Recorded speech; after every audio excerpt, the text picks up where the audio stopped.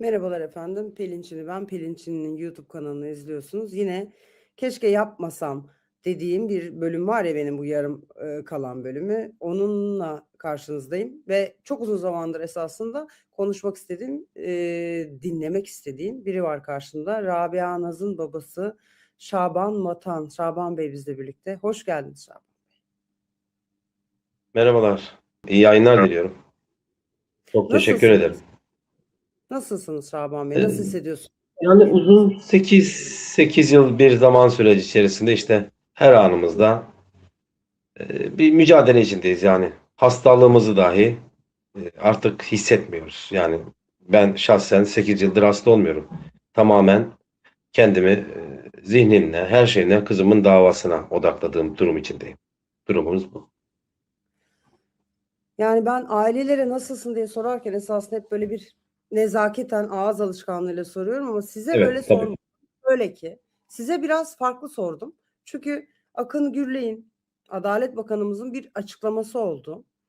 Gülistan Doku davasının böyle ortaya çıkmasından sonra hemen Akın Bey'i de görelim tabii ki. Hemen dedi ki Rojin Kabayış ve Rabia Naz vatan içinde tekrar dosyaların üzerinden gidilecek diye bir beyan oldu. O yüzden nasılsınız Evet. diye sordum. Bu size ne Önemli hissettiriyor? süreç. Şöyle ki biz daha önceki süreçlerde de işte dönemin eski Adalet Bakanı Abdülhamit Gül 24 Nisan 2019'da bir tweet atmıştı.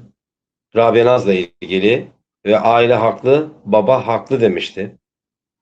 Aynı zamanda da işte HSK Başkanı olarak soruşturma, inceleme başlatacağını o zaman belirtmişti. Müfettiş beyler geldi.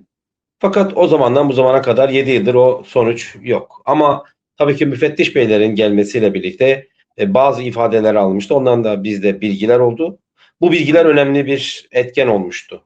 Hep gizledikleri, kolluk görevlilerin gizledikleri, mikser aracındaki kamera olayı, işte o dönemin zamanı içindeki mikser aracının Eynes ilçesinde olduğu, polis yok demişti, yalan söylemişti. Ve aynı zamanda kolluk görevlisinin durumu bir yıl sonra yeniden bir ifade vermiş oldu. Birazdan ona gelirim, zaten daha önemli bir sonuç ortaya getirdi. Tabii bu Gülistan Doku cinayeti süreci 2020 yılında Aygül'le biz o zamandan beri görüşüyorduk. Ve birbirimize dayanışma halinde. Hatta zaman zaman sağ olsun Aygül, işte abi sen daha tecrübelisin. Şurada nasıl yapmalıyız? İşte ben artık hani bu durumda ne yapacağım bilmiyorum gibi birbirimize dayanışma içinde yol kat ederek bir süreç oluşturduk. Tabii son bir ay içerisinde ben yine Aygül'le görüşüyordum ve önemli gelişmeler olduğunu, yani cinayetin ortaya çıkacağını, Hı hı. abi bizim bile sonradan öğrendiğimiz çok önemli bilgiler ortaya çıktı. Sayın savcımız bunları detaylı bir şekilde ortaya çıkaracak demişti. Ve hakikaten de işte çıktı. Ve bu sürecin ardından Sayın Bakan Bey'in Rabia Naz Evet. demesi. Çünkü herkes kaçıyordu Rabia Naz isminden. Rabia Hı Naz hı. davasından. E, Ve ardına da Rojin Kabayış soruşturma süreci. Ve bu süreler çok önemli. Bir Biz umut, Sayın Bakan'ın açıklamasını önemsiyoruz. yani ben Umutluyuz. çok önemsiyorum ben de Sayın Bakan'ın açıklamasını. O yüzden onunla girmek istedim. Şimdi 8 sene dile kolay Şaban Bey. Ben Evet. biliyorum çünkü takip ettiğim için detaylarına elimden geldiğince görevimiz olduğunu düşünüyorum. O yüzden biliyorum ama Teşekkür hiç ederim. bilmeyenler için, hiç bilmeyenler için bugün bu yayında ilk kez karşılaşanlar için de şöyle bir girizgah yapacağım. 12 Nisan 2018 günü Giresun'da bir olay diyeceğim buna tırnak içinde bir olay yaşanıyor ve Şaban Bey kızı Rabia Naz'ın kaybediyor. Rabia Naz hayata veda ediyor o gün. Şimdi ben sizi o güne döndüreceğim. Zaten yani sürekli bunun üzerinde düşündüğünüzü biliyorum ama gidelim o güne 12 Nisan'a. Benim önümde şöyle bir not var. 16.30'da okuldan çıkıyor. 17.45'te bedeni bulunuyor şimdi. 16.30 17. 17. 17. 17. Yarım Yani saat. 17 civarında Tamam yani. bulunmuş. 17.30, 16.30 okul çıkışı. Hı hı. E, 16.40 civarında da hatta beni şimdi Aygül de aradı. Gülistan'ın ablası. Haber almaya çalışıyoruz. Erzurum süreci varmış herhalde. Oraya gelecekse ben de oraya gitmeye çalışacağım. Hayırlı. Böyle bir süreçleri var. Evet, programdan sonra ben bağlanırım kendisine. 16.30'da okuldan çıkıyor Rabia Naz. Eynesil İmam Hatip Ortaokulu'nda okuyor. Hemen karşıdaki Erenkay marketine yanında iki arkadaşıyla birlikte gidiyorlar. Orada dondurma alıyorlar. Yalnız o gün öğlen saatlerinde Rabia Naz öğlen teneffüsünde arkadaşlarla gezerken arkadaşının çok hoşuna giden bir eşya olmuş. O da ondan hemen sonra gidip ona alıp hediye etmiş. Onun için de harçlığı dondurmaya yeterli gelmemiş. Eksik kalmış. 50 kuruş. Ya iyi ki de öyle olmuş. Yani iyi ki de öyle bir durum olmuş ki ilerleyen süreçlerde örtbasta neler neler ortaya geldi. Bizim kesin olarak bildiğimiz kamera görüntüsüyle net belli olan dondurma aldığı zaman 50 kuruşun 25 kuruşunu bir arkadaşı görüntüde olduğu gibi bir 25 kuruşunu diğer arkadaşı Rabia Naz'a veriyor ve o şekilde gülerek eğlenerek bakın Rabia Naz hep beraber o marketten çıkıyorlar. Sonra bir 150 metre ilerideki marketin başka bir marketin karşısındaki konteynerin içine çöpünü atıyorlar. Yedikleri dondurmanın. Dondurma olayı orada bitiyor. Tamam. Yani dondurma olayı artık orada bitiyor. Ve kesinlikle başka bir yerde Rabia Naz'ın alışverişi şöyle yok. Kırtasiye gidiyor. Daha önce sipariş verdiği kitapları, test kitapları ile ilgili bilgi almak için ve orada kırtasiyeci arkadaş ona bir tomurcukluk kalem kazandığını da söylüyor. Çok da seviniyor. Ve bu sevinçle beraber eczaneye, Eren Eczanesi'ne annesinin çalıştığı, eşimin çalıştığı eczaneye gidiyor Rabia Naz. Arkadaşları da yanında. İşte o vitrindeki camın olduğu kısmın yan tarafında Rabia Naz arkadaşları bekliyor dışarıda.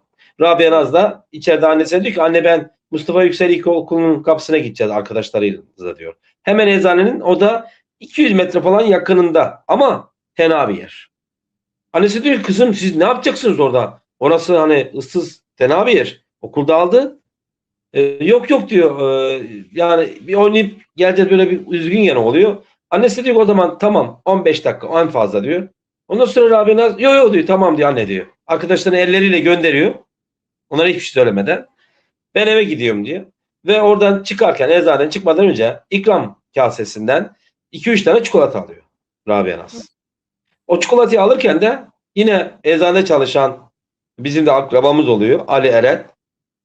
Orada Naz'a takılıyor. Diyor ki sen o dondurmayı bana ver bakayım Naz diyor. Çikolatayı bana ver diyor. Sen bugün ne kadar çikolata yedin diyor. O da diyor ki sen diyor şeker hastasın yemezsin ki diyor. Onunla öyle şakalaşıyor. Çıkıyor. Ve en son görüntüsü Rabia Naz'ımızın 4 yol taksinin önündeki elleri cebinde. Saçında beyaz saç tokası var.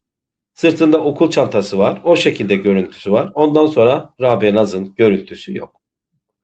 Ve Şöyle bir şey söyleyeceğim yani bu kadar detaylı ve anlatmasınızın sebebi ben biliyorum ama ne kadar esasında neşeli olduğu, o gün ne kadar normal bir gün olduğu, işte çikolata aldığını, dondurma aldı, annesiyle konuştu, arkadaşına hediye aldı, şakalaştı. Yani bunların altını şundan çiziyor normal Şaban Bey. yaşamdaki gibi. Normal Evet. gün gibi evet. Normal bir gün yani bu kendini öldürdü denilebilecek bir çocuktan bahsetmiyoruz. Bunların hepsi Mümkün değil konuşulmuş. canım.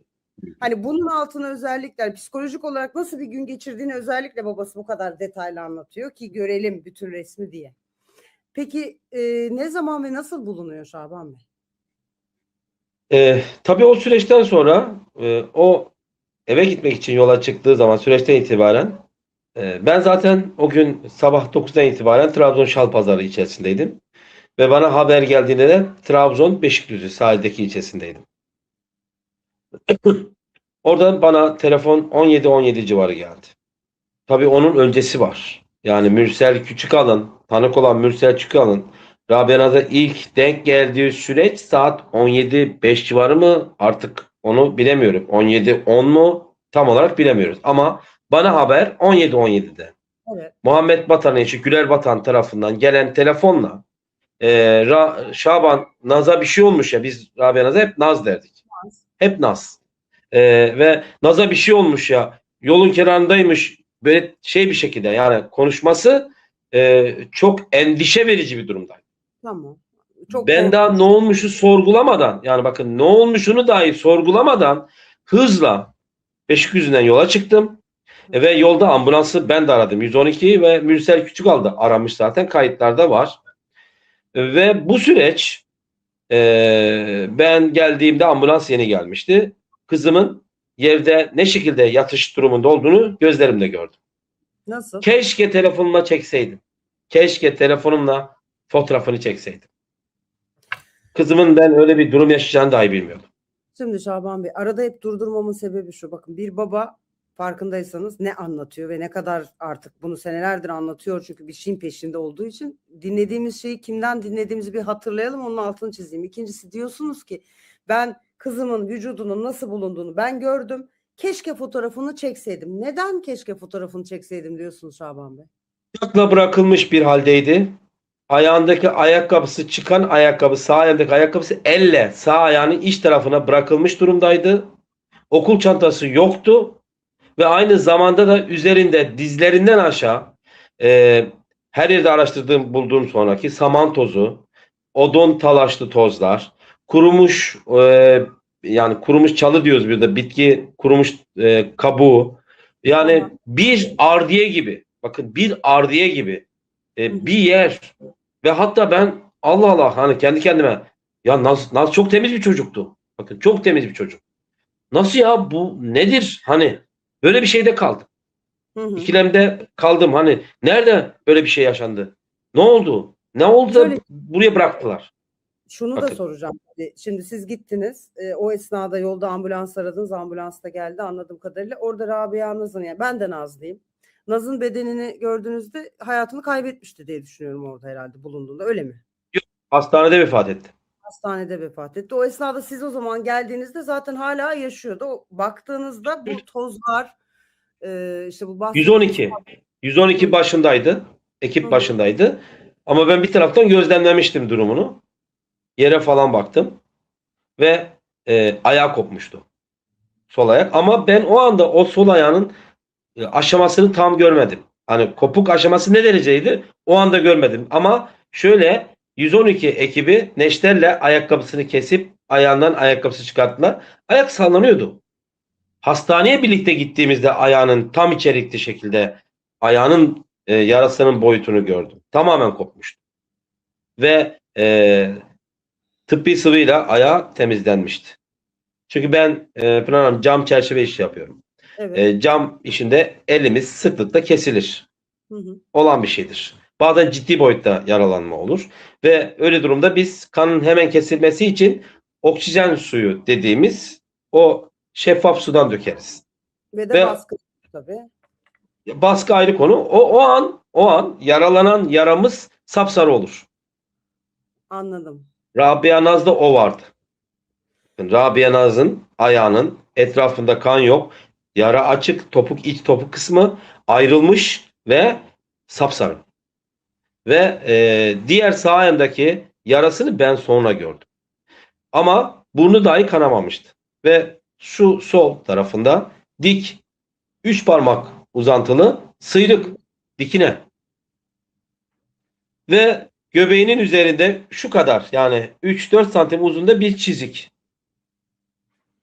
Ve hastanede ben, kızım yaşıyordu. Hı. Gözünü açamıyordu.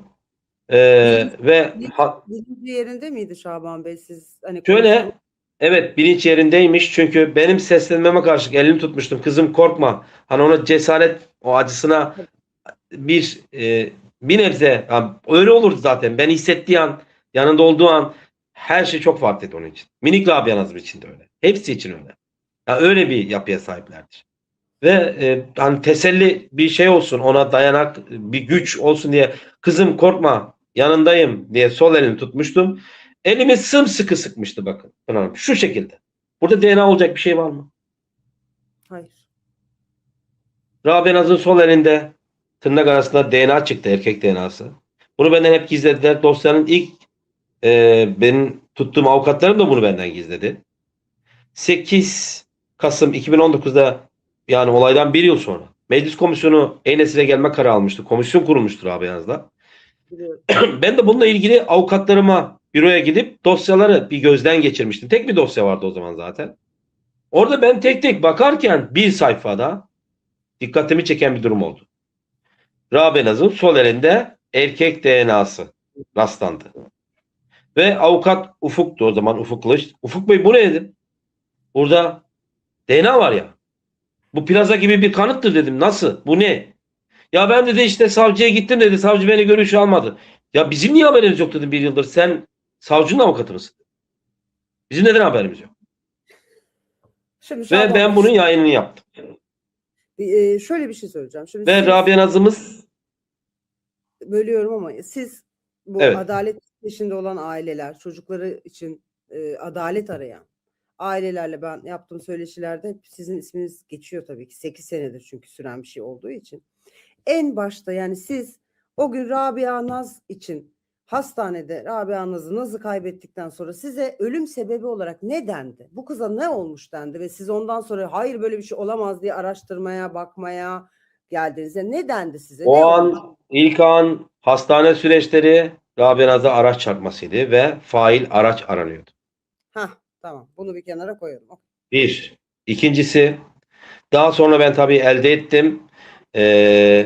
Eynesil İlçe Emniyet'ten polis Görele İlçe Emniyet Müdürlüğü'ne anons geçiyor. Bu anons da resmi olarak anons defterine işleyen resmi bir kayıt. Eynes'te bir kız çocuğuna araç çarptı. Olay yeri inceleme ekibi istiyoruz diye. Anonsu da Bu var. net. Geçmiş. Tabii. Evet. Hı hı. Ama bu anons hiçbir şekilde savcılık dosyasına işlemedi. Elif Emine Üveyik bunu işlemedi. Dosyanın ilk savcısı zaten işlemedi. O hiç işlemedi. Bir de biz hastanedeyken saat 19 civar yani 7'ye gelirken yani ben kızım yaşıyordu. Dışarı beni çıkarttılar. Elimizi birbirimizden ayırdılar. Ben sadece ayağından korkmuştum. Hatta eşimi yanıma getirdiler. Dedim korkma. Ayağında sadece şey var. Dedim ambulans helikopter isteyelim. Trabzon'da var.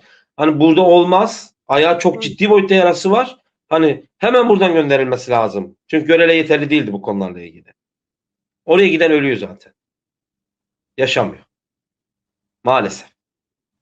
Bedensel genel travma acil müdahalesinin nasıl yapılmasını gereken aslında bütün acil doktorları bilir.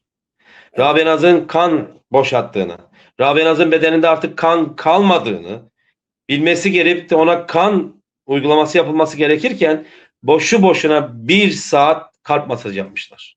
Beni o dışarı çıkarttıktan sonra. Ve bütün çift kemikleri o zaman kırılmış. Çift kemiği kırığı dahi yok. Normalde.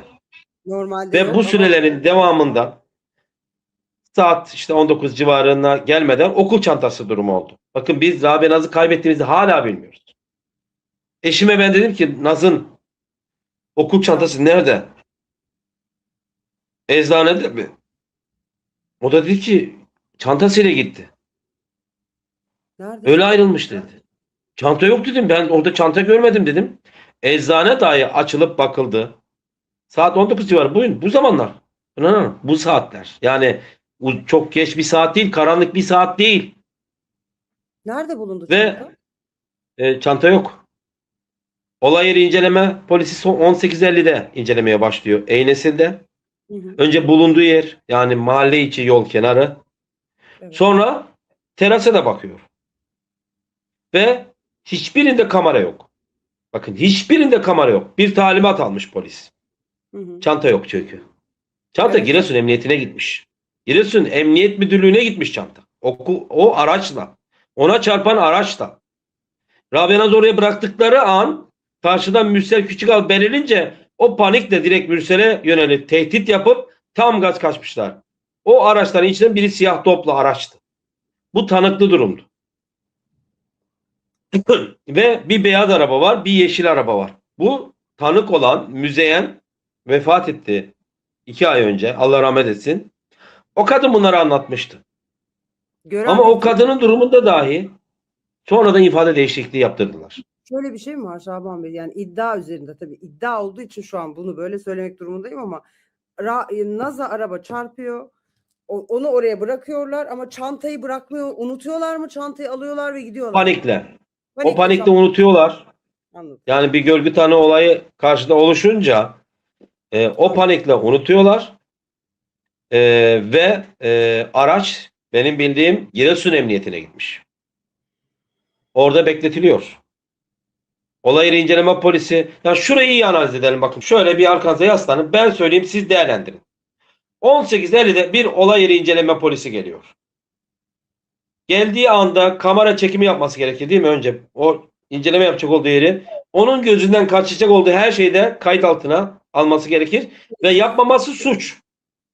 Ben çünkü Metrokev'de inceleme yapılırken o duruma da tanık oldum. Oradaki inceleme ile diğer inceleme arasında uçuk bir fark var. Resmen bir çocuk canı davasıyla dalga geçmiş inceleme polisi. Saat 20'de incelemeyi bitiriyor. Terasa da çıkıp aşağı iniyor. Hiçbir şey yok. Ama video da yok. Videolar Çanta da hala- yok. Çanta da yok. Ve bir delil, bir tespit, herhangi hiçbir şey yok.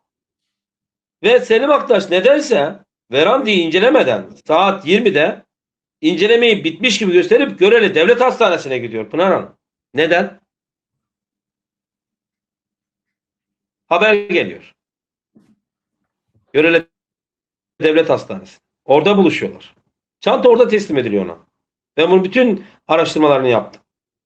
Çanta Giresun'dan Görele Hastanesi'ne geliyor polis tarafından ve oradan teslim alınıyor çanta. Tekrar Selim Aktaş yanında Eynesi polisi Ruhi Kalkan başpolisle Eynesi'ne geliyor. Yanlarında Rabia Naz'ın elbiseleri hastaneden almışlar. Çorap yok. Çorap ney? Belli değil. Ve Ruhi Kalkan elbise çantasını emniyete götürüyor. Selim Aktaş tekrar bizim apartmanın olduğu yere geliyor. Yanında Orhan Eren'le birlikte. Apartmana giriyorlar. Benim dairenin kapısında Orhan Eren'i bekletiyor Selim Aktaş. Elinde inceleme çantasıyla beraber Muhammed Vatan'ın olduğu kata çıkıp oradan da teras kısmına çıkıyor. Hemen aşağı iniyor. Amacı ne? Ve bakın oraya geleceğiz şimdi. Ondan sonra da itfaiye çağırıyor. Biz daha hastanedeyiz. Veranda'yı inceliyor. Ondan sonra verandayı inceliyor. Biz hastaneden saat 22.50 pardon 22.30 civarı mı ne? O zaman geldik herhalde. Tam olarak orasını ben hatırlayamıyorum. Benim dünyam yıkılmıştı çünkü. Ve burada şöyle bir şey oluyor. Selim Aktaş verandayı da inceleyip Eynesi Emniyetine gidip saat 22 kadar çantanın bulunmasını beklemiş. Biri bu çantayı gitsin bulsun. Yani çantayı terasa bırakmış Selim Aktaş. Onu söyleyeyim. Neden diyeceksiniz? Çanta terasta çıkacak. Bir yıl süresince Selim Aktaş okul buldum dedi. Bakın okul çantasını ben buldum yalanı söyledi. 28 Haziran bakın tarih veriyorum. Sayın Bakan Bey de bu yayını dinlerse iyi dinlesin.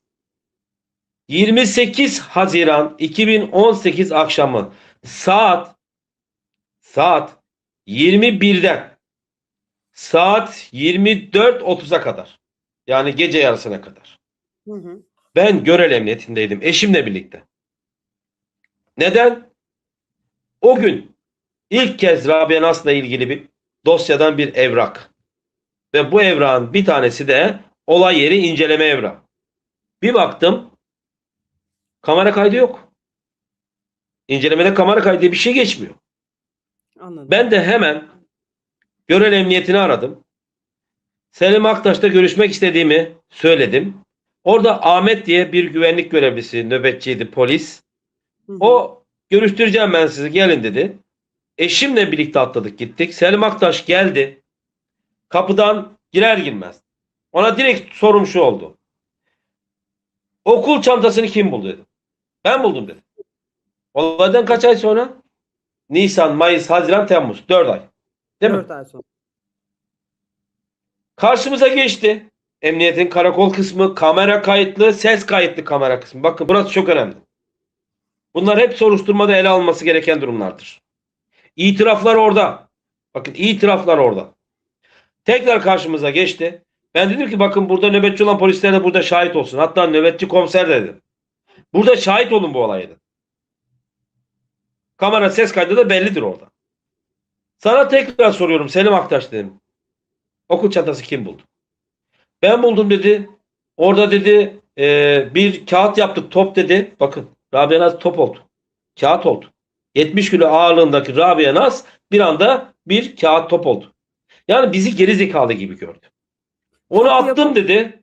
Evet. Kağıt top yapmış. Terastan atmış.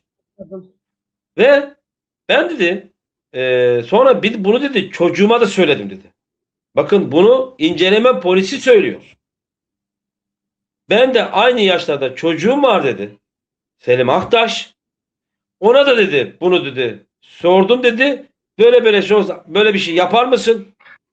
Nasıl ya dedim ya. Siz incelediğiniz olayları dedim 10-11 yaşındaki çocuğunuza mı gidip anlatıyorsunuz? Bir çocuk Tamam. öldü böyle oldu. İşte buyurun. Birinci sınıf emniyet müdürünün oğlunun yaptığı katliam işte. Değil mi? Tam olarak, Bunun gibi. ne Düşünün. sor- Çocuklarına ne sor- bunlar neler yaşadı ben anlamadım. ne sormuş oğluna tam Bu olarak? saçmalama tabii ki. Polisin bu saçmalaması tabii ki. Böyle de deyince ben dedim ki bekle. Şimdi bakacağız dedim. Telefonu açtım. Ahmet Yetim. Okul çantasını saat 22.50'de bulan kişiler. Ahmet Yetim. Hah. Çantayı bulan Neşet Usta. Serhat Balcı. 3 kişi. 22.50. Yani olay yeri inceleme polisi Selim Aktaş'ın o bölgeden ayrılıp Eynesil Emniyetine geçip bu çantayı biri bulsun da ben işleme alayım diye beklediği süreç. Ve öyle oluyor. Çünkü saat 19 yani Rabia Naz'ı kaybetti haberini almadan önce biz çanta durumunu güncellemiştik. Eynesil'e haber gitmişti. Oradan oraya geliyorum çünkü. Polis herkes Enes'te olan herkes de dahil olmak üzere çanta aramış. Yok. Çanta İnceleme yapılıyor. Yok. Ve Mehmet Bodur bekçi Enes'in emniyetinde. Mehmet Bodur ifadesi şu. Ben inceleme yapılırken saat 8'e kadar apartmanın giriş kapısında güvenliği sağlamak için bulunan görevliydim. Aşağı geldiler inceleme polisi. İnceleme bittiğini söylediler. Okul çantası falan yoktu. Nereden Onu da geldi? kenara koy. Yani zaten yok. Nereden geldi Ve- bu çanta sorusu? Evet. Aradım Ahmet Yetim'i. Telefonun hoparlörünü açarak. Ahmet dedim okul çantasını nasıl buldunuz? Anlatır mısın? Anlatıyor. Selim Aktaş karşımızda diğer polislere dinliyor. Bakın.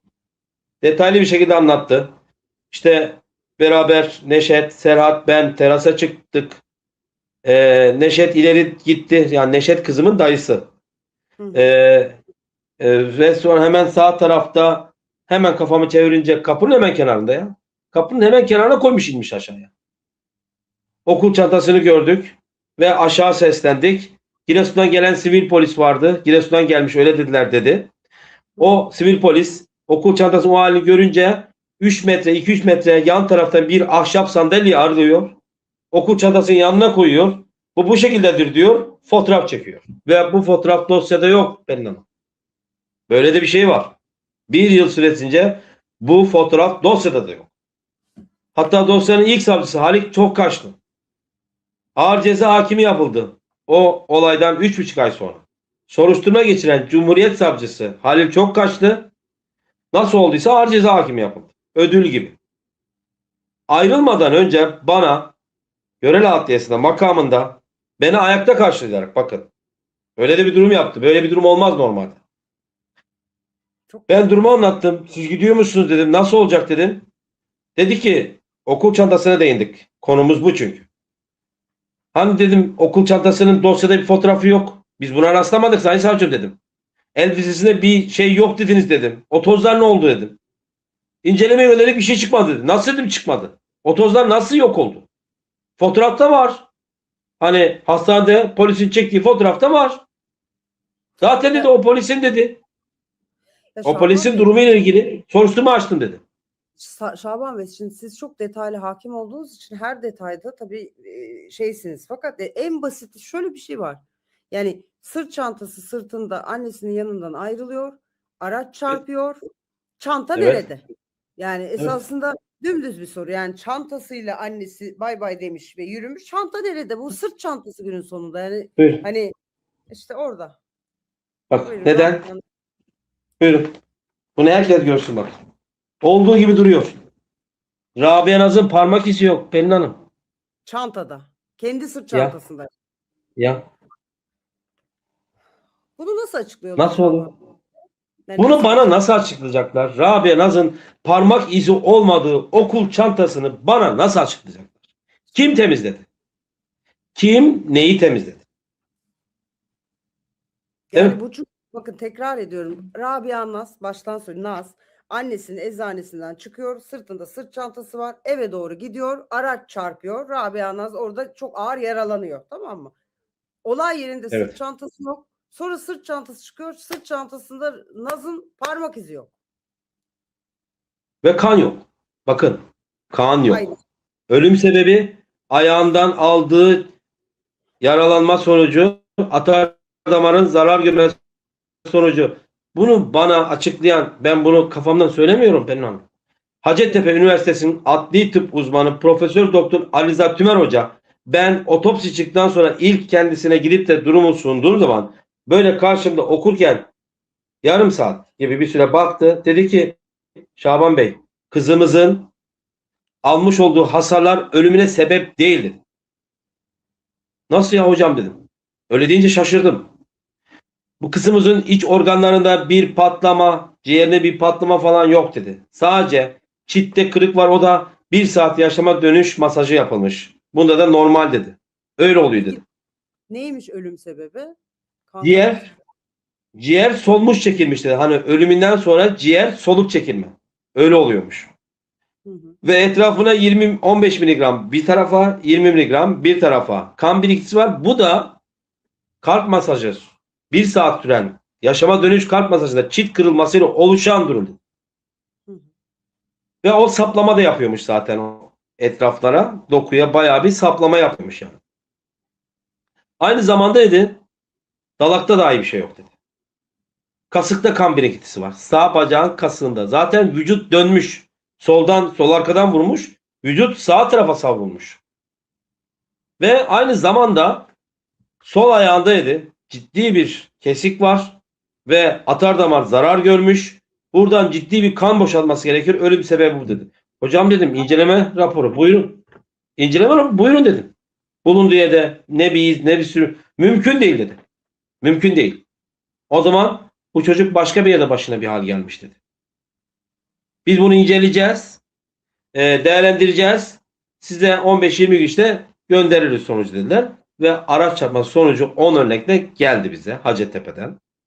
Ha, burada Selim Aktaş o gece 28 Haziran 2019 akşamı söylediği lafına, yalanlarına boğuldu. Ahmet açıklama yaptıktan sonra telefondan hemen ayağa kalktı.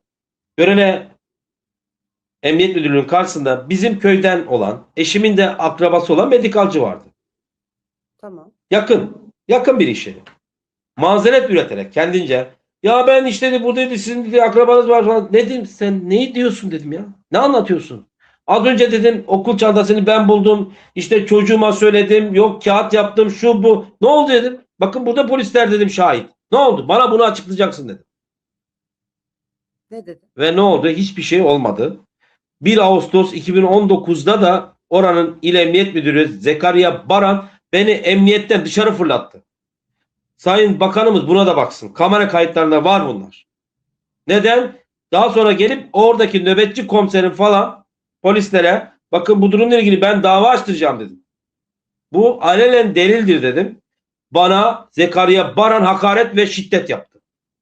Ve o dönemin Görele Kaymakamı soruşturmasını engelledi. Aynı Gülistan dokumlardaki süreçte o valinin yaptığı durumlar gibi. Yetki kullanarak suçları kapattılar. Şaban Bey Yani burada şöyle gelmek istediğim sonuç şu. Gözlerimizin önünde kızımız avucumuzun içinde gitti onların yüzünden. Yaşayacaktır Rabia Naz. Rabia Naz'ın aldığı hasarlar ölümüne sebep olacak bir hasarlar değildi. Bugün 19 yaşında olacaktır Rabia Naz. O arkadaşı gibi çok istediği tıp doktoru aşamasına gelecekti belki Rabia Naz. Hep öyle isterdi. Arkadaşı oldu. Kazandı. Çocukluk arkadaşı.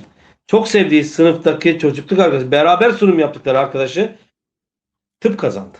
Rabia Naz'ın en büyük amacı beyin cerrahı olmak, yazar olmak, tasarımcı olmak. Kızım için de nasıl olacaksın? Ben olurum baba. Ben Rabia Naz'ım diyor. Olamadı. Şaban Bey, bir şey soracağım size şimdi. Sizi dinlerken yerimde duramıyorum, ondan kusuruma bakmayın. Şimdi buradan diyorsunuz hani bakanım bunu da izlesin. Bu yayını izleyeceğini düşünüyorum ben de Sayın Bakanımızın, ama siz yani siz birebir görüşmek için bir talepte bulundunuz mu? Bunu böyle anlatmak için bir girişiminiz oldu Bunu mu? çok bulundum. Bütün bakanların döneminde, benim hepsinin döneminde zaten özel kalem müdürlüğünün telefonu var bende. Her bakan dönemde arıyor. Tamam. Hiç geri dönüş, Abdülhamit Gül dönemin nasıl? geri dönüş oldu mu? Görüşebildiniz mi hiçbir bakanla? Bakın, Abdülhamit Gül dönemin Adalet Bakanı tweet atmasına rağmen bizim arabamıza dönüş yapmadı, ama o katil belediye başkanı ile 2 defa telefonda görüştü. Neden? Ben bunu biliyorum bak. Ben bunu biliyorum. Eynesil Belediyesi'nde o an orada bulunan arkadaş şahit oluyor. 2 defa arıyor. Peş peşe. Ne zaman? Gündemin patladığı gün. Ne zaman? İşte o 25 Şubat tarihleri var ya. 26 Şubat, o zamanlar. O zaman Twitter'da gündem olduğu zamanlar. Öncesi değil. O patladığı gündemin tamamen Rabia Naz gündeminin Metin Cihan sayesinde tüm kamuoyuna duyulduğu zamanlar. Ve o zamanlar Pelin Hanım, sizler de hatırlarsanız, Abdülhamit Gül Adalet Bakanı olarak açıklama yapmaya çalıştı. Süleyman Soylu İçişleri Bakanı olarak, hatta Süleyman Soylu'yla telefon görüşmem oldu bakın. Hatta makamımda da görüşmem oldu. 26 Şubat 2019 sabah saat 9'da dönemin İçişleri Bakanı Süleyman Soylu'yla makamda görüşme yaptım ben. Kendileri aradılar. Hani 24 Şubat 2019 gecesi Twitter'da ilk yazmaya başlamıştım. Metin Cihan da o zaman ilk yazmaya başlamıştı. O zaman gündem oldu.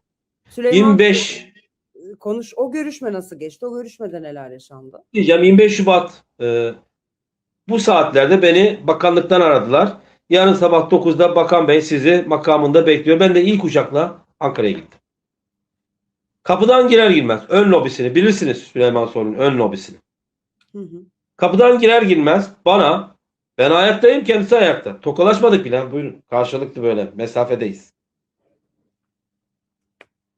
Senin kızının psikolojisi bozukmuş.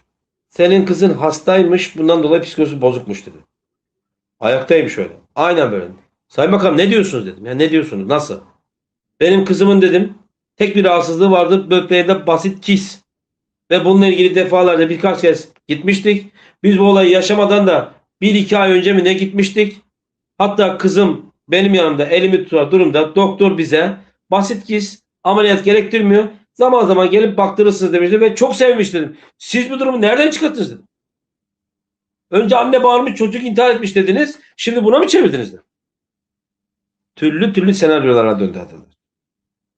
Ve aslında Cem Küçük'le 2018 yılında görüşme yapmış olmalarına rağmen, Cem Küçük de o zaman gündem yaptı bu konuyu. Hı hı. Benden belgeler istemişti. 2018'in Ekim ayları o civarlardı. Ve ben de Hacettepe'den çıkan sonucu otopsiyi de gönderdim. Hepsini göndermiştim. Kendisine sunduğu zaman dönemin İçişleri Bakanı olarak Süleyman Soylu o zaman dediği, nasıl olur Cem Bey? Bakın bunu bana bizzat Cem Küçük kendisi söyledi. Nasıl olur Cem Bey? Bana emniyet müdürü bu çocuk intihar etmiş demiş diye buna resmen araba çarpmış ya diyen kişi. Sonra nasıl oldularsa ben Coşkun Somucuoğlu'nu tanımıyorum dedi. Görüntülerini ben yayınladım. Makamında bile ağladı.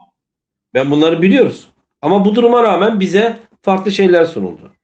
Yani artık biz süreçlerden yorulmuştuk zaten. Ama bundan sonraki süreçte Sayın Bakan Bey'in Gülistan Doku ucu kime giderse gitsin, Rabia Naz da Rojin de dediği, bizi siyasi isimler ilgilendirmiyor bu saatten sonra. Bu siyaset üstü bir şey Şaban Bey. Bunun siyaseti olmaz. Bu bir can kaybı, bu bir çocuğun ölümü. Yani burada siyasi hiçbir şey bakılmaz ki, hiç kimse bakmaz. Anlatmamız şundandı Pelin Hanım. İşte Gülistan'da olduğu gibi. Mesela vali milletvekili olsaydı ne olacaktı? Vali bakan olsaydı ne olacaktı? Aynı durum olacaktı değil mi? Bakın vali neler yapmış değil mi? Biz bunları anlatırken hani çocuk canı dedik. Evet, çocuk. Hatta ben Canik'te o zaman çağrı yaptım. Bakın geleyim dedim. Görüşelim. Coşkun Somuncuoğlu'nu da çağırın. Basının önünde açıklama yapın dedim.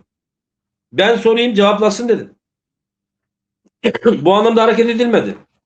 Bana aynı gün 26 Şubat 2019 ben sabah saat 9 civarı İçişleri Bakanı dönemi Süleyman Soylu ile görüşürken Nurettin Canikli Hı hı. WhatsApp'tan saat 8'i geçerken mesaj atmış. Size. Ben bu mesajı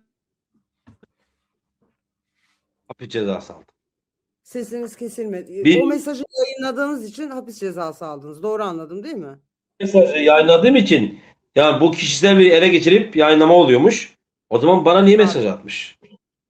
Yani neden bana mesaj atmış o zaman? Ha, o mesajı yayınladığınız için. O hapis cezası 38 gün kaldınız. Ne kadar aldınız Şaban Bey? 2 gün kaldım. 21 Ağustos'ta bitiyor denetim. Denetim. Ama toplamda bir sene ne kadar aldınız 1 cezanız? yıl 8 ay. 1 yıl 1 yıl ay 8 ay ceza aldım. 2 günde çıkmam gerekiyordu. 38 gün beni orada yatırdılar. Peki bir de şunu soracağım. Bütün bu arada yani şimdi dediğimiz gibi yayının başında Sayın Akın Gürley'in açıklamasından sonra biz Rabia Naz'ın davasını ve dosyasını çok sıkça konuşacağız bence, ama şunu da sormak istiyorum. Bütün bu süreçte ilk kez duyanlar için arama motorunda baktığınızda karşınıza bir isim daha gelecek. Şimdi Müge Anlı ismi gelecek. Şimdi Müge Anlı'yla da bir kuruşluk falan dava meseleleriniz var, ama en başa dönelim Şaban Bey. Siz Müge Anlı'ya çıktınız mı? Müge Anlı'da ne yaşandı? Sonrasında nasıl davalık olundu? Nedir buradaki problem? Biz yanlış değilsem 10 Eylül 2018'de Hı hı. bir miting yaptık Eynesi'nde. Evlat miting. Ben bu mitingi yapmamın sebebi Sabah gazetesinde görüşme yaptığım durumlar olmuştu. Hı hı. Ve çağrı hani Sayın Cumhurbaşkanı'na çağrıda bulunma gibi böyle bir durumlar söylendi bana. Ben de bunun karşılığında nasıl yaparım yani Eynesi'de ilçemizde bir miting yapalım hani bu konuda eylem yapalım ve çağrıda bulunalım. Sesimizi duyuralım. Bu şekilde. Tabii o eylemde yaklaşık 2000'e yakın katılımda oldu. Çevre ilçelerden gelenler oldu. Ve aynı zamanda işte Eynesi'de tüm kadınlar geldi. Köyden, kentten, her yerden.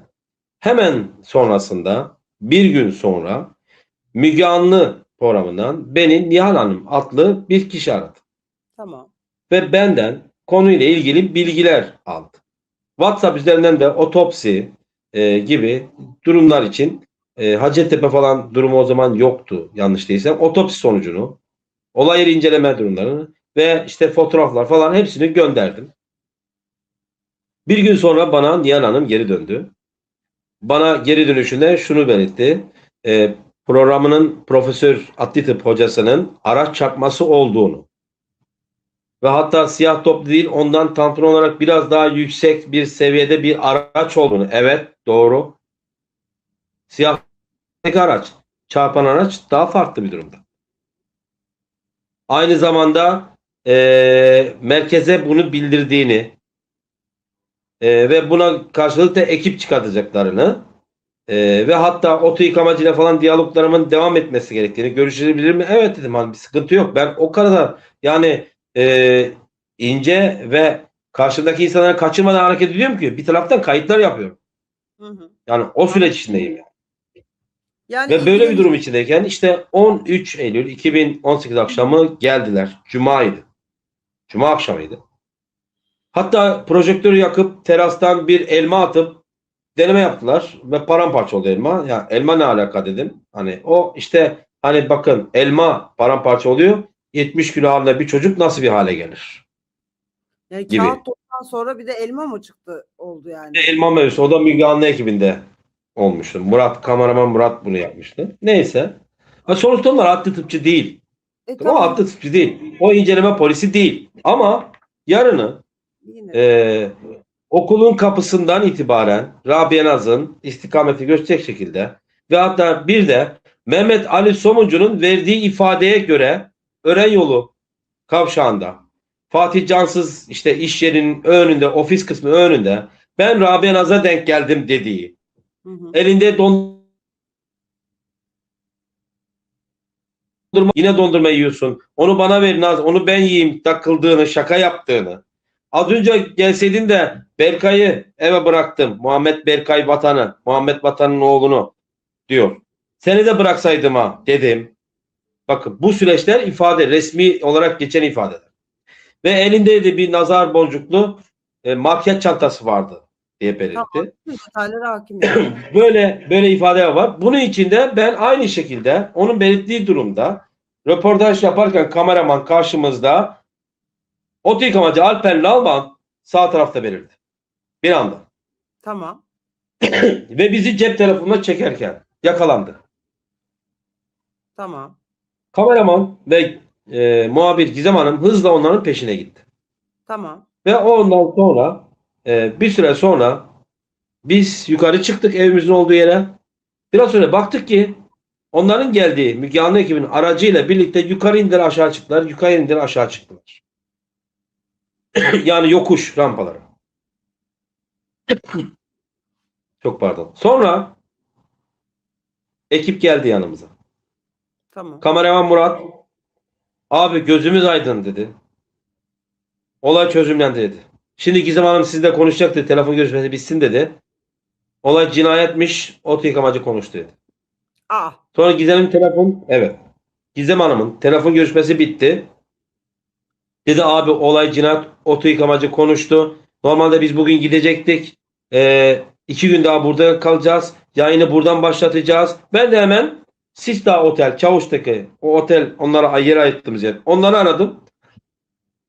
Ve dedim ki yeri uzatıyoruz. 2 gün daha kalınacak haberiniz olsun diye. Onlara da bilgi vermiştim ve Görele ilçesine gittik. Hani yemek yemediniz dedim. Yiyin bir şeyler. Bir Evet. taraftan yemek yersiniz dedim. Saat 14'ten itibarandı. Ve Görel ilçesine gittik. Onlar hazırlıkları yaptılar. Sipariş falan derken orada kamera aktarması yaparken bir telefon geldi. Ha. Kepriye'den. Kimden? Kepriye'den. Müge Anlı'nın o zamanki yardımcısı Kepriye. Ha, ben bilmiyorum. Evet. Ayrıldı sonra ondan. Kepriye Hanım. Dilan Aslan da herhalde şu anda. Şu anda Dilan Aslan programında herhalde. Kepriye. Bilmiyorum hiç. Sonra Arıyor ve ekibi uyarıyor mu? Gizem'i arıyor. Gizem'in bir anda rengi değişiyor. Yayını aktarmayı durduruyorlar. Gizem'in rengi o anda mosmor oldu. Ve Gizem o anda telefon konusunda dışarı çıktı. Bir süre konuştular. Geldi. Abi dedi biz dedi Kars'taki dedi olaya gideceğiz. Şu hani derenin kenarında üzerine taş yığılmış olarak ve istismara uğramış olan çocuğumuz Nur. Ne Nur'du? Şimdi unuttum. O olay zamanı. O olay zamanı. Ama şöyle bir şey var. Pelin Hanım. Geldikleri akşam evimizde ben o olayı sundum. Nedir durumu dedim. Sordum. Aşaması nedir? Oraya başka ekip bakıyor dediler. Yani şunu demeye çalışıyorsunuz. bahane buldu, iddianız bahane buldu Gizem Hanım'a bir telefon geldi ve onlar apar topar bu mayını iptal edip bu işten vazgeçmek Öyle şey yaptılar ama Cuma akşamı söylenen bize evimizde eşimin benim şahit olduğumuz orayla ilgili iyi ki de sormuşum. Bizimle ilgisi yok. Bizim dosyamız Rabia Naz dediler. Peki Oraya başka ekip bakıyor. Peki böyle söyleyince siz demişsinizdir. Hani başka ekip bakıyordu. Hayırdır sana bu telefonu kim açtı? Oraya geleceğim. Sonra işte Trabzon'dan bizim biletimiz alınmış Trabzon Havalimanları'nı biz o saate yetişmemiz gerekiyor dediler. Apar topar toplanıp gittiler. Sizi arayacaklar dediler. Ben bunların bu şekilde yapacağını bilsem o kamerayı oradan çalardım. Giderdim kaydı çıkarttırırdım. Alın götürün kameranızı şimdi derdim. Ben gideyim hapiste yatayım. Sorun değil. Ama bir daha iletişime bu geçtiniz. suçtur.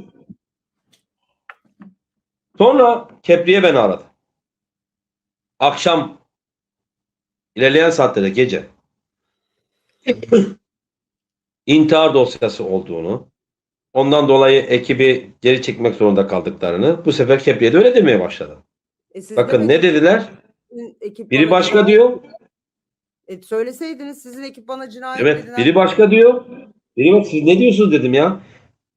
İntihar dosyası nasılmış dedim. Rabia Şüphelioğlu'nun dosyası. Siz dedim hayırdır? Hani bugün günlerden cumartesi savcılık makam mı açık? Kimden ne bilgi şey yapıyorsunuz? Ya işte biz sonra şey yaptık falan filan böyle geçiştirdi savcıdan öğrendik dediler. Bunu söyleyen Kepriye. Ben de pazartesi günü bakın bu anlattıklarım hep aslında incelendiği zaman ortaya çıkacak detaylar. Pazartesi günü savcılık katibine gittim. Ayhan Bey'e.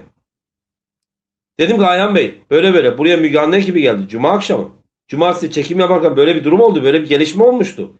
Ekip apar topar geri gitti. Savcılık hanım demiş ki işte cinayet şüpheli değil intihar dosyası. Yok dedi öyle bir şey yoktur. Arayayım hemen dedi. Telefonla. Telefonla aradı ya. Yani Peki. santral attı. Peki Şaban Bey, Evet savcı. şunu soracağım. Anladım ben. Savcı şunu söyledi. Savcı bizim hiçbir görüşmemiz olmadı dedi. O nereden çıkmıştı? Peki sizce kim Buyurun. aradı Müge? O zaman şöyle söyleyeyim. Müge Anlı'nın ekibini sizce kim aradı? Sizin iddianız ne? Şöyle söyleyeyim ben size. 8 Kasım 2018'de Rabia Naz olayı Sabah gazetesinde manşet olmuştu. Evet. 9 Kasım 2018'de Sabah gazetesini Pelin Hanım kim aramış olabilir? Manşet olduğu günün Hı hı. ertesi hemen kim aramış olabilir? Bana en üst düzey oradaki koordinatörü söyledi. Nurettin Canik de oraya aramış. Niye? Neden? Bir. İkincisi. Süleyman Soylu İçişleri Bakanlığı döneminde yanlış değilsem Habertürk'tü herhalde 2019'da Rabia sorusu ve tüm kamuoyu hatırlamadım. Bu Rabia sorusu sorulması şöyle oldu. Dayanamıyorum artık diye programın editörü. Bakan Bey artık dayanamıyorum soracağım. Rabia Naz diyorlar dedi. Orada vallahi billahi bir şey bulamadık. Orada hatırlı kişiler dedi. Katiller için. Katil hatırlı kişi mi olur? Böyle durumlar Peki. oldu. Ve Tamam Bey, bu şöyle- süreçlerde neden oraya geçiyorum? Bakın neden oraya geçiyorum?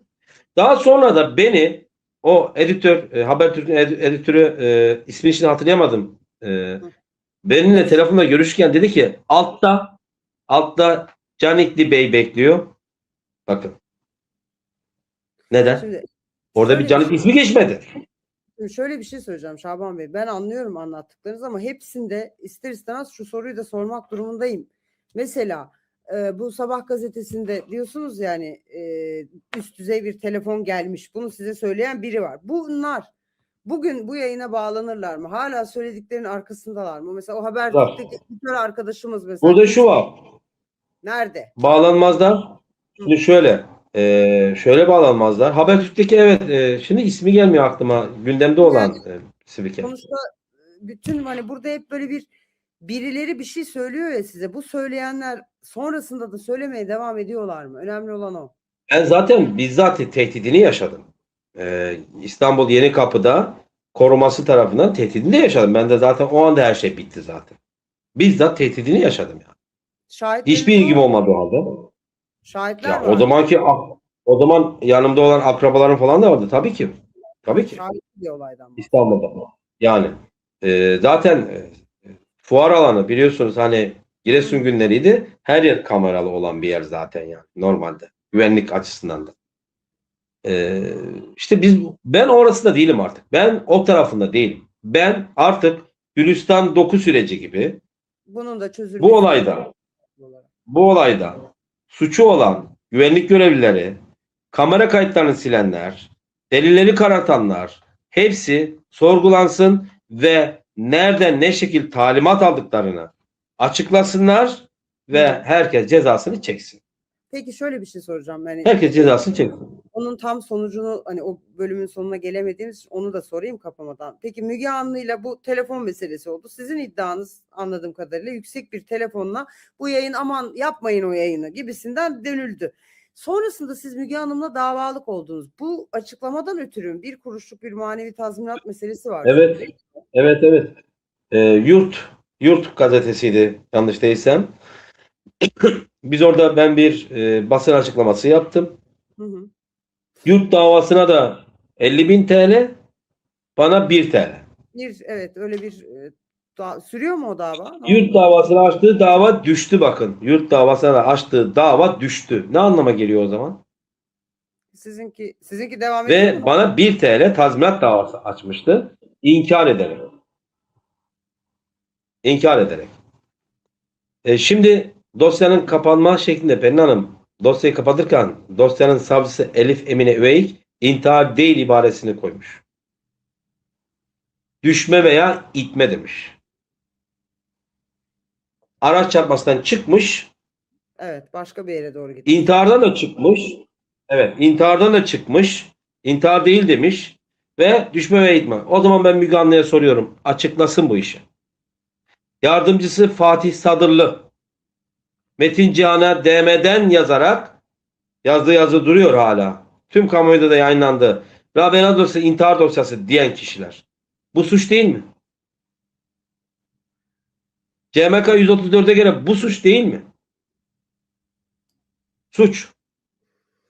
Müge Anlı suç işledi. Müge Anlı aynı zamanda da delili elinde hala saklıyor bakın. O delil onda duruyor. O kayıt onda duruyor. O kaydı teslim etmek zorunda. Bakın o kaydı teslim etmek zorunda. Ve onun o davranışı bize ne gibi zarar oldu biliyor musunuz? O andan itibaren benim yakın takipte aldığım o olayın içindeki kişiler hepsi uzaklaştı. Önlemlerini aldılar. Aynı zamanda da katilleri uyarmış oldu. Kimse konuşmak istemez hale geldi diyorsunuz esasında anladığım kadarıyla. Ondan sonra tabii hepsi uzaklaştı. Bir anda kendilerince tedbir almaya başladılar. Önceden kaçamıyorlardı. Açtığım telefonlara cevap vermek zorunda kalıyorlardı. Sorduğum sorulara bir şekilde ve bunlar kayıtlı Pelin Hanım. Ama artık Benim o süreçteki yaptığım görüşmeler benim kaydımda var zaten. ben tahmin ediyorum her şey sizde kayıt altında olduğundan.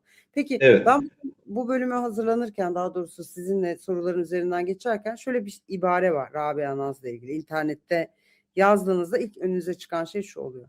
Hukuken kapanmış, toplumsal olarak kapanmamış bir dava diye bir tanımlama var. Şimdi bu hukuken kapanmış olma kısmı da tam olarak kapanmış değil mi? Evet. Evet. Tam olarak kapanmış değil. Sadece şöyle. Anayasa Mahkemesi'nin yani Türkiye'nin en üst düzey yargı mercisinin yapmış olduğu 1 Eylül 2025'te Rabia Naz'la ilgili Gördüm. hükmü ve kararındaki gerekçeler madde madde bir soruşturma eksik yürütülmüş. Aynı şekilde Leyla Aydemir davası açıldı değil mi? Hı hı. Soruşturma Yani eksik yürütülmüş.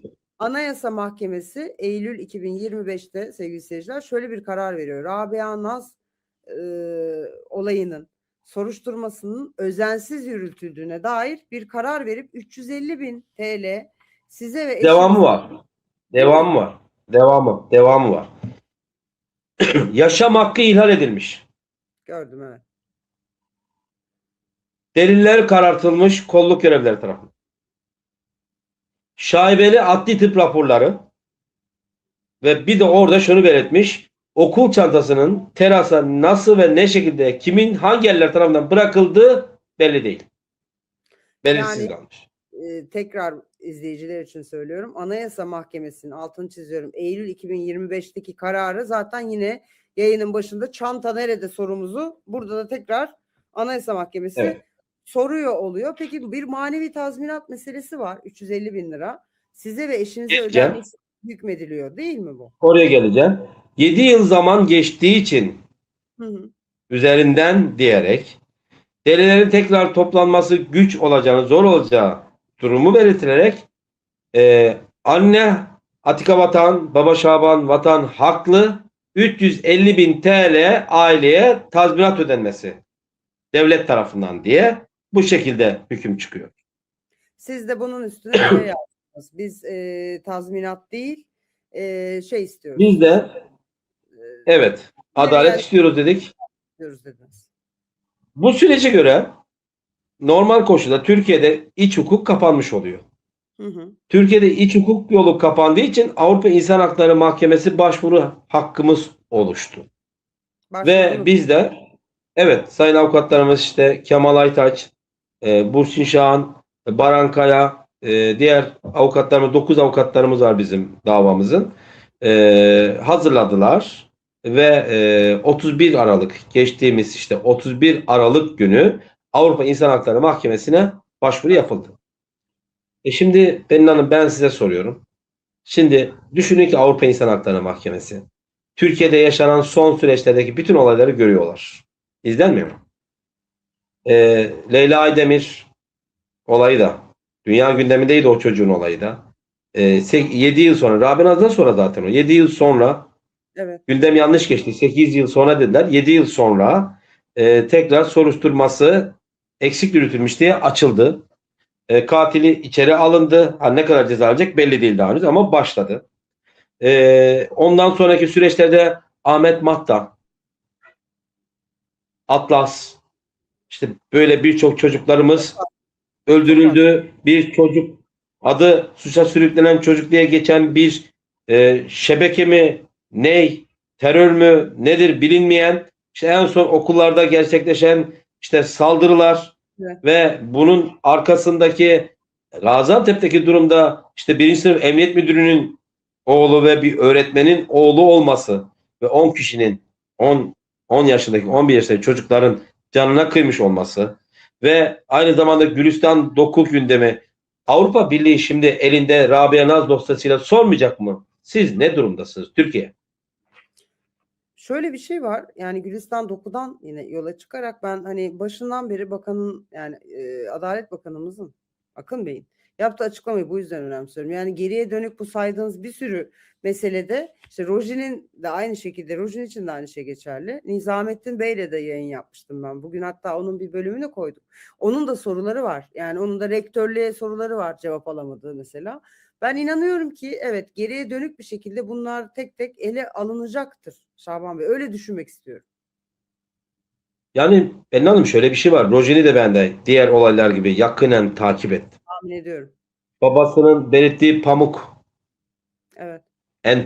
entübede kullanılan hücreyi felç eden tıbbi madde çıkıyor Rojin'de.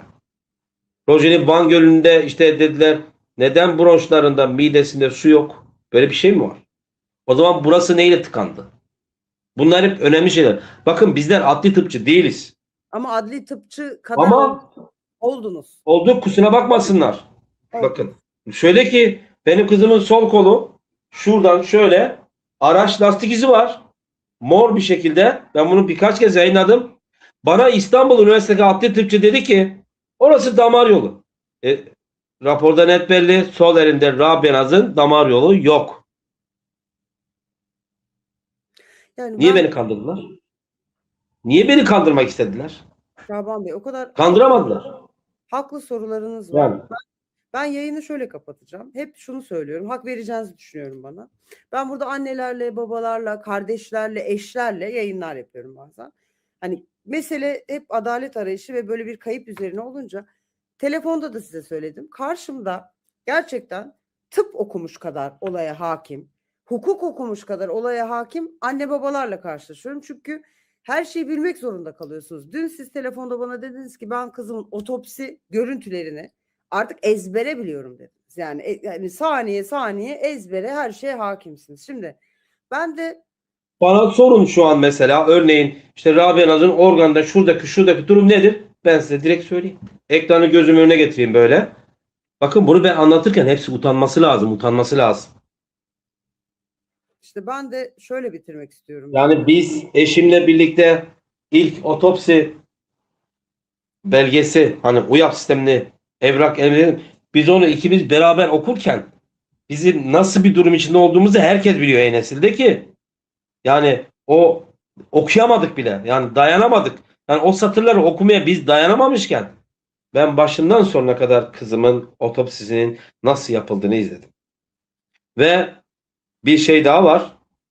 Bu hep sorgulanması gereken, sürekli dile getiriyorum ama dikkate alınmıyor Pelin Hanım. Yakın fotoğraflama var otopside. Savcılık soruşturmasında bu yok. Yani röntgen gibi durumu ortaya çıkaran. Neden yok? Yani otopside yakın fotoğraf çekilmemiş mi? Raporda öyle fotoğraflar yok mu? Videoda çekilmiş görünüyor. Bakın videoda çekilmiş görünüyor. Video yapılırken Tamam. yani mesela savcı, otopsi yapan savcı işte o kalçadaki hasara bakmak için karın bölgesine zaman o çökertmiş ya ruman sarkma basma dediği zaman şark ediyor. Bakın gösteriyor makine yakın çekim. Yani bunu adli tıpçılar bilir. Çok iyi biliyorlar. O yakın çekimin ne anlama geldiğini de biliyorlar. Röntgen gibidir. Daha Yani yakın pozisyon. Yani şunu diyorsunuz. Otopsi videosunda fotoğraf çekildiğini görüyorum. Çekilen fotoğraflar nerede? Tamam. Yok. Bu soruyu Neden? buraya bırakalım. Buraya bu soruyu bırakalım. Ben Tıpkı ve ben tahtası. aynı zamanda Trabzon Adli Tıp Kurumu'ndan otopsinin çoktan çıkmış olduğunu beklerken biz o 28 Ağustos'ta geldi ama çoktan çıktığını ama sümen alt edildiğini öğrendik o zamanlar. Ve darp olduğunu öğrendik o zamanlar. Ben bunu Temmuz ayında öğrenmiştim. 2018 Temmuz ayında öğrenmiştim. Bir ay sonra sonucu gelecek savcıya geldi. Adamın dediği doğru çıktı. Dediği zamanlama olarak doğru çıktı. Ve sonra da ben gidip bu kişiyle görüştüm. Yani belki de bu Türkiye'de bir ilktir. Bakın belki bir ilktir. Trabzon Kurum Daire Başkanı gidip görüştüm. Aynı yolda devam et dedi bana. Anlattım. Bu ne anlama geliyor? Kayıt aldınız mı? Bu konuşmaların hepsinin kuydu var sizde değil mi? Oradaki görüşmem kayıt almadım ama telefon görüşmemiz kimle görüştük ben bunları soruşturma başlaman sunabilirim. O zaman Adli Tıp Daire Başkanı'nın arkadaşı kimmiş aramış, ne görüşmüşüz, sonra ne cevap gelmiş. Onlar samimi bir şekilde hepsi baba. Bakın hepsi baba. Yardımcı olacağına da inanıyorum. Reddetmeyeceğine de inanıyorum. Onlar zaten verirler. O zaman da bakın neler neler gelecek ortaya. Neler neler ortaya çıkacak. Ben Oraya şöyle dahi el uzatmışlar. Ben şöyle kapatacağım yayını. Yani gerçekten annelerin, babaların, evlatlarının hani kaybını, yasını tutabilecek zamanları olsun. Yani otopsi raporuymuş, hukuki şuymuş, buymuşu kovalayacaklarına gerçekten acılarını ki dünyanın en büyük acısı, tarifsiz hiç eşi olmayan bir acıyı yaşayacak vakitleri olsun. Bu yayınları hiç yapmak zorunda olmadığım bir dünya olsun demek istiyorum. Dediğim gibi buradan bakanımıza siz çok seslendiniz. İzleyeceğini de düşünüyorum ama bir araya gelip anladığım kadarıyla sizin sunacağınız ve söyleyeceğiniz çok fazla şey var ve sorularınız da var. Bakan Bey'e sadece delilleri sunmak istiyorum. Bakın delilleri sunmak. Kendisini yormak istemiyorum. Ben elde ettiğim verileri kendisine aktarayım. Kendisi de bir hukukçu. Kendisi zaten farkına varır. Az önceki dediğiniz durumla ilgili de bizler artık son nefesimize kadar o kaderimizde yaşayacağız. Yeter ki adalet sağlansın. En azından ben o kabrine kızımın gittiği zaman kızım sözümüzü tuttuk, adaletin sağlandı. Bak senin sayende bu ülkede bütün çocuklarında nasıl Gülistan'ın sayesinde Rabia Naz, Rojin Kabayiş deniliyorsa, Sayın Bakan Bey'in zihninde tekrardan gündeme gelmişse ve tüm bakın herkes ne diyor? Gülistan'ın. Evet gitti canımız. Nerede bilmiyoruz. Hani nerede olduğunu da bilmiyoruz şu anda maalesef. En üzücü tarafı da burası. İnşallah bedeni hep ondan zaten az önce Aygül'ün beni arama sebebin biri de hani haber almaya çalışıyorum. Ne zaman hani mezarı olacak? Olacak. Artık bunu bekliyoruz. Evet, bunu bekliyoruz. Yani artık adalet olsun. Biz kayıplarımızı yaşadık. Çocukların Adalet güvenliği olsun. Kadınların güvenliği olsun. Adalet olsun. bulsun, siz de yasınızı tutun. Ben çok teşekkür ediyorum konuk olduğunuz için. Şimdi yayından sonra Ben da teşekkür ederim. Zaman ayırdığın için. estağfurullah olur mu? Ben sorularınızı mümkün olduğu kadar anlatabildiğinizi düşünüyorum. Sevgili buradan da izleyenlere seslenelim. Yayını beğenirseniz, paylaşırsanız, yorumlarınızı özellikle önemsiyorum. Yazarsanız çok sevinirim. Bir sonraki bölümde görüşmek üzere diyorum. Huzurlarınızdan ayrılıyorum. Tekrar başınız sağ olsun Şaban. Teşekkürler. Çok sağ olun. Görüşmek üzere. Herkes kendine iyi baksın.